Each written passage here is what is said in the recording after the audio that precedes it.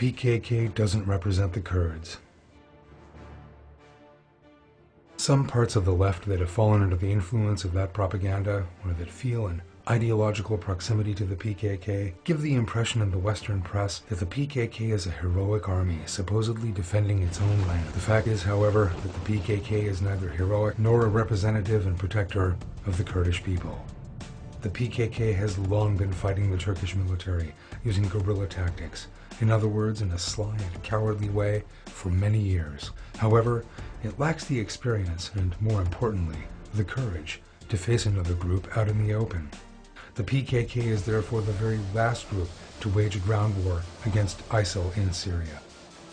Indeed, the way that they fled during the first days of ISIL's assault against Kobane, leaving women, children, and the elderly behind, and these words by Cemil Bayek, one of the PKK's leaders, saying, "Geographical conditions in Kobane are not appropriate for us to fight there," confirm the truth of that. One of the mistaken impressions prevalent in the West is that the PKK represents the Kurdish people. Since the PKK has very effective propaganda power overseas, they have falsely created such an image. The fact is, however, that the socio-cultural characteristics of the Kurds make it impossible for them to accept and embrace such an organization right from the outset. The Kurds are religious people who are devoted to their families and loyal to their traditions. They are warm and peace-loving people. The PKK, on the other hand, is opposed to all religions, godless, hostile to the family, and devoid of any moral values. It is therefore impossible for the Kurds to willingly and voluntarily go along with the PKK. The rule of the PKK over the Kurds is one formed by force and compulsion. The PKK made its name heard in the 1980s with acts of terror, aimed not against Turks, but against Kurds. It adopted a strategy of first spreading terror among the Kurds and thus building a power base.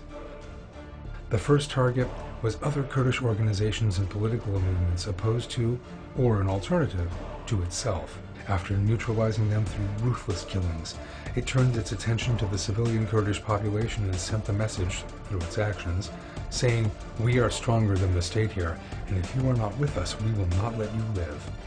It still maintains its influence on some of the Kurds through the same approach today. Some of the actions of the PKK that targeted the innocent Kurdish population, making no allowances for women and children, are as follows. PKK members attacked the home of a Kurdish citizen called Shemus Arik on August 20th, 1987 in Mardin, opening fire with Kalashnikovs and killing 2 women and 3 children. The 4-month-old Hamza was sleeping in his cradle when he was killed. On July 9, 1989, PKK terrorists attacking the village of Kirim in Diyarbakir also killed a 3-year-old girl. On May 10, 1988, the PKK killed 15 Kurdish civilians in the Nusaybin district of Mardin, not sparing the lives of 6 children.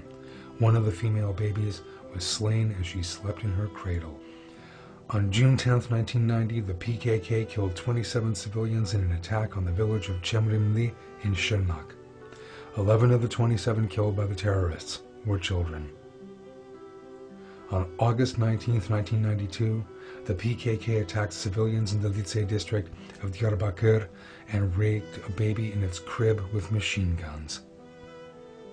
On October 22, 1993, women and children in Sirt were again the target of the PKK that killed 22 of our Kurdish citizens. 13 children and 9 women were savagely slaughtered in this attack. PKK terrorists attacking the village of Atabinin in Van on July 24, 1994, again targeted women and children.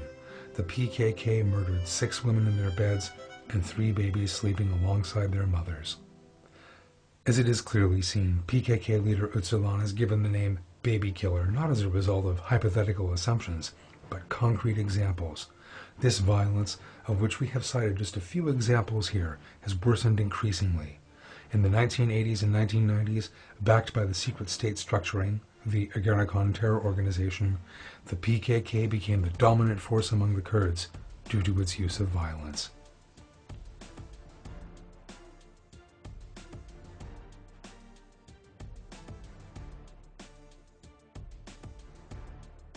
The number of people who lost their lives due to PKK terror in Turkey exceeds 40,000.